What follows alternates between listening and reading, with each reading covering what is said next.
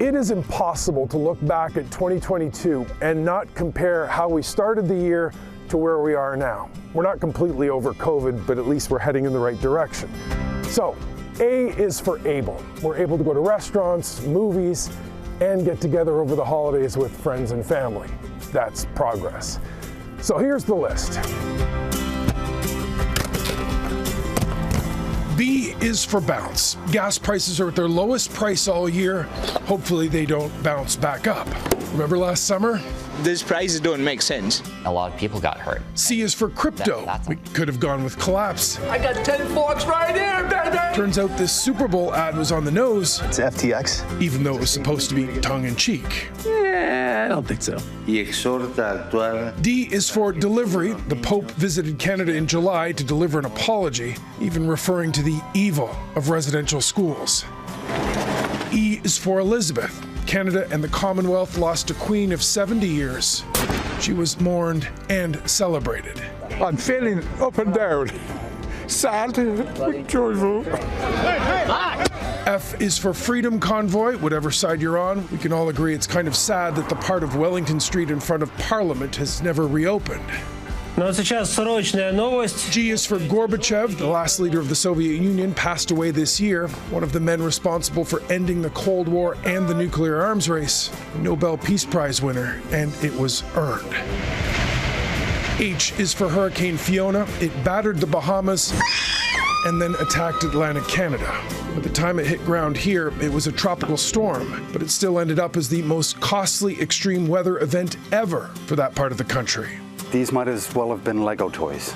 There was no chance. Times are tough now, so we gotta be very careful. I is for inflation, now slowing, hopefully. It's been tough on a lot of people. Demand is unlike anything we've ever seen. We, the jury. J is for Johnny Depp. There were details in that case I could have done without, but it was kind of hard to look away.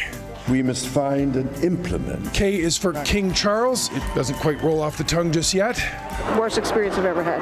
L is for luggage. It was kind of the year of luggage problems and canceled flights. Well, delayed, and then delayed again, and then canceled. Airports struggled, and in fact still are. You do somewhat expect some delays, but I didn't expect it to be like this. I'm happy to confirm. M is for Musk. Elon may be proving that just because you're good at some things doesn't mean you're good at everything. What else can I do? N is for no more. Maybe we could take just like a few years without superhero movies. Yes, yes, yes! Now, O is for overturned, which is what the U.S. Supreme Court did to Roe versus Wade. Not quite the settled law some justices claimed in their confirmation hearings. Today, I had to look people in the eye and turn them away. P is for pig heart. Doctors were able to implant one in a human. Great news, but I'm still hoping to avoid it. Q is for quickly, which is how most thought the Russian invasion of Ukraine would go. It has not. What it has been is absolutely brutal. R is for refugees. We were on the ground as millions fled Ukraine. Mostly women and children, not knowing where they were going, only that they couldn't stay at home. S is for Sri Lanka. Now, this one represents all protests. They took to the streets in China, and of course in Iran. Well, in Sri Lanka, they forced mass resignations, and at one point actually occupied the president's home. T is for terribly, which is how things are going in Haiti. A country desperately in need of help, but no one can quite figure out how to give it. U is for Uvalde, the site of a mass shooting that left 19 children dead. A nightmare that should never happen, but does, over and over. I am sick and tired of it. We have to act. V is for volcano, a phenomenon as fascinating as it is powerful. There were a few this year. This was Hawaii. It's like the goddess returns.